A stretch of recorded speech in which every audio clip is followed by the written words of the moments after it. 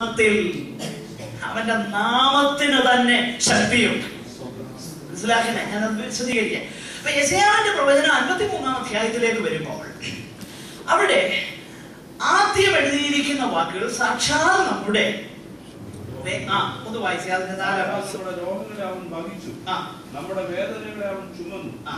നാമം ദൈവം അവനെ ശിക്ഷിച്ചും അടിച്ചും നോക്കുക. ഈ വേദഭാഗം ഇസ്രായേലിനോടുള്ള ബന്ധത്തിൽ ഒരു നേഷൻ, ഒരു ജാതി എന്ന നിലയിൽ ഇസ്രായേലിനോടുള്ള ബന്ധത്തിൽ മെസ്സിഹ വന്നു കഴിഞ്ഞപ്പോൾ അവരുടെ രോഗങ്ങളെ അവൻ വഹിച്ചു എന്ന തിരുവെഴുത്ത് യെശയ്യാ പ്രവാചകൻ പറഞ്ഞത് അവൻ രോഗികളെ സൗഖ്യമാക്കിയപ്പോൾ നിവൃത്തി വന്നു എന്ന് മത്തായിയുടെ സുവിശേഷം 8-ാം അധ്യായം 16 മുതൽ ഒന്ന് വായിച്ചേ. അതുകൊണ്ടൊന്ന് വായിച്ചേ. കൊണ്ടുവന്നു.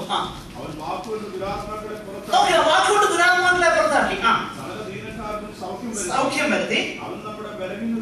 അവൻ നമ്മുടെ ബലഹീനതകളെ എടുത്തു, വ്യാധികളെ ചുമന്നു.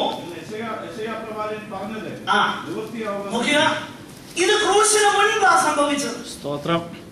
യെശയ്യാ പ്രവാചകൻ പറഞ്ഞതിന് നിവൃത്തിയാകുവാൻ എന്ന് പറഞ്ഞാൽ ഞാൻ പറഞ്ഞു വരുന്നതിന്റെ സാരം, രോഗികളെ സൗഖ്യമാക്കുവാൻ ക്രൂശിന്റെ ആവശ്യകതയില്ലായിരുന്നു.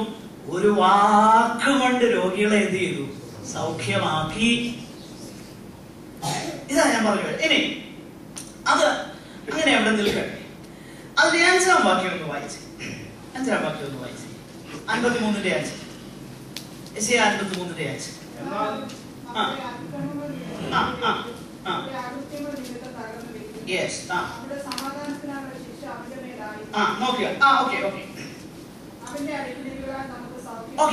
ഇവിടെ ഒന്നാമത്തെ കാര്യം, അസൗഖ്യം എന്ന വാക്ക് മാത്രം നമുക്കൊന്ന് എടുക്കാം. എന്നിട്ട് നമുക്ക് ആ ഭാഗം മുഴുവൻ ചിന്തിക്കാം. സൗഖ്യം. നമ്മുടെ പ്രശ്നം എന്താണെന്ന് ചോദിച്ചാൽ, ഈ സൗഖ്യം എന്ന വാക്ക് കണ്ടു കഴിഞ്ഞാൽ ആദ്യം ഓർമ്മ വരുന്നത് രോഗസൗഖ്യം, ഫിസിക്കൽ ഹീലിംഗ് എന്നുള്ള അർത്ഥത്തിലാണ്. എന്നാൽ പുസ്തകത്തിൽ അങ്ങനെ ഒത്തിരി വാക്യങ്ങൾ എഴുതിയിട്ടുണ്ട്. ഫിസിക്കൽ ഹീലിംഗ് എന്ന അർത്ഥത്തിൽ തന്നെ സൗഖ്യത്തെ എഴുതിയിട്ടുണ്ട്. എന്നാൽ 2 വാക്യങ്ങൾ പഴയ നിയമത്തിൽ നിന്ന് ആദ്യം ഒന്ന് വായിക്കണം, പിന്നെ നമ്മളത് എക്സ്പ്ലെയിൻ ചെയ്യും. ഒന്നാമത് യെശയ്യാവിന്റെ പ്രവചനം തന്നെ എടുത്തേ. അതിന്റെ 1-ാം അധ്യായം 2 മുതൽ 6 വരെ ഒന്ന് വായിച്ചേ. 2 മുതൽ 6 വരെ ഒന്ന് വായിച്ചു. ആകാശമേ കേൾക്ക, ഭൂമിയെ ചെവിതരുക. യഹോവ അരുളിച്ചെയ്യുന്നു, ഞാൻ മക്കളെ പോറ്റി വളർത്തി, അവരോ എന്നോട് മത്സരിച്ചിരിക്കുന്നു. കാളത്തിന്റെ ഉടയവനെയും കഴുതന്റെ യജമാനെയും പുൽത്തൊട്ടിയെയും അറിയുന്നു. ഇസ്രായേലോ അറിയുന്നില്ല, എന്റെ ജനം ഗ്രഹിക്കുന്നതുമില്ല. അയ്യോ പാപമുള്ള ജാതി, അകൃത്യഭാരം ചുമക്കുന്ന ജനം, ദുഷ്പ്രവൃത്തിക്കാരുടെ സന്തതി, വഷളമായി നടക്കുന്ന മക്കൾ, അവർ യഹോവയെ ഉപേക്ഷിച്ച് ഇസ്രായേലിന്റെ പരിശുദ്ധനെ നിരസിച്ച് പുറകോട്ട് മറിഞ്ഞുകളഞ്ഞു. അയ്യോ പാപമുള്ള ജാതി, പാപമുള്ള ജാതി. ഇനി നിങ്ങളെ അടിച്ചിട്ടുണ്ട്, നിങ്ങൾ അധികം പിന്മാറുകയുള്ളൂ. തല മുഴുവനും ദീനവും, തല മുഴുവനും ദീനവും, രോഗവും പിടിച്ചിരിക്കുന്നു. എവിടെ രോഗം? ഹൃദയം മുഴുവൻ രോഗം. അടുത്ത വാക്ക്, അടിതൊട്ട് മുടി വരെ ഒരു സുഖവുമില്ല. അപ്പൊ അവിടെ സുഖമില്ലെന്ന് പറഞ്ഞാൽ എന്താ അതിന്റെ അർത്ഥം? പാപത്തോടും അതിക്രമത്തോടുമുള്ള ബന്ധത്തിൽ അടിതൊട്ട് മുടി വരെ എന്തില്ല? ഒരു സുഖമില്ല. പഴുത്തിരിക്കുകയാണ്. ആ വ്രണം ഞെക്കി കഴുകിയിട്ടില്ല. നോക്കിയാ എന്തുവാ, ഫിസിക്കൽ രോഗത്തിന്റെ ലാംഗ്വേജ് തന്നെ അവർ ഉപയോഗിക്കുന്നു. കണ്ടോ ആ വാക്യം? ശാരീരിക രോഗത്തിന്റെ അതേ ഭാഷ തന്നെ ഉപയോഗിക്കുന്നു. വ്രണം കഴുകിയിട്ടില്ല, അതിന് വേണ്ട ഒരു സുഖമില്ല.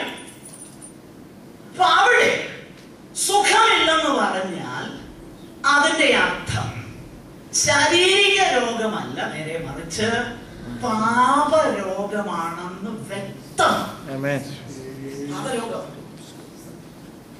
ഇനി ഒരു വാക്യം കൂടെ ഒന്ന് വായിച്ചേ. ഒത്തിരി വാക്യങ്ങളുണ്ട്, ഒരു വാക്യം കൂടെ വായിച്ചാൽ മതി, സമയമില്ല. അതുകൊണ്ട് രണ്ട് ദിനവൃത്താന്തം 7:13-14 ഒന്ന് വായിച്ചേ. 2 ദിനവൃത്താന്തം 7:13-14.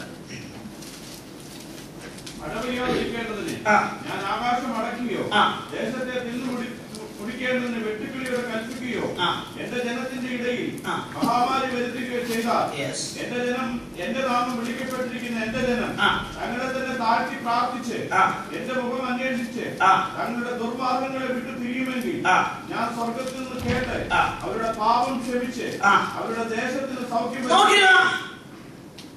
അവരുടെ പാപം ക്ഷമിച്ച് ഞാൻ എന്ത് ചെയ്യും? ദേശത്തിന് സൗഖ്യം വരുന്നു എന്ന് പറഞ്ഞാൽ എന്നാ അർത്ഥം? കൂടുതൽ എക്സ്പ്ലനേഷൻ വേണോ അവിടെ? അവരുടെ പാപം ഞാൻ ക്ഷമിക്കും, തങ്ങളെ തന്നെ താഴ്ത്തി എന്റെ മുഖം അന്വേഷിച്ചാൽ ഞാൻ അവരുടെ പാപം ക്ഷമിച്ച് ദേശത്തിന് ഞാൻ എന്തോ കൊടുക്കും? സൗഖ്യം കൊടുക്കും. സൗഖ്യം കൊടുക്കും. അപ്പൊ സൗഖ്യം കൊടുക്കുമെന്ന് പറഞ്ഞാൽ ആ പശ്ചാത്തലത്തിൽ സൗഖ്യം എന്ന് പറഞ്ഞാൽ ശാരീരിക രോഗസൗഖ്യമല്ലെന്നുള്ളത് വ്യക്തമാണ്.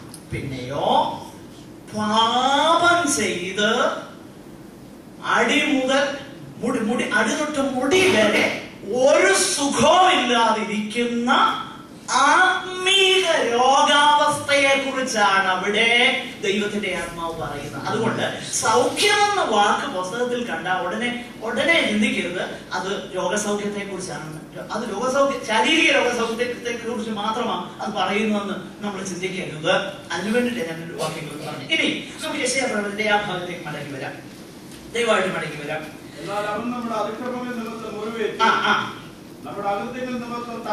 നോക്കുക, ഇവിടെ